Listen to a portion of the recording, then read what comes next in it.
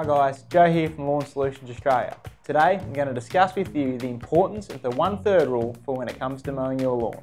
Many lawn maintenance professionals say to only remove 1/3 of the leaf when mowing. But is there any fact behind this theory? Well, the answer is yes. The 1/3 theory comes from a study performed by Frank Crider in 1955.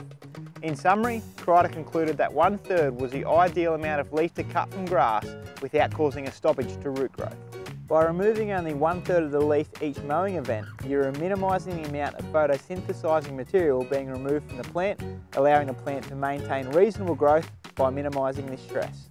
Cutting too much leaf tissue off results in the stoppage of root growth and places an unnecessary burden on the turf. Consistent mowing height and frequency will help your lawn to perform better and overcome the other stresses that occur, like weather and general wear and tear.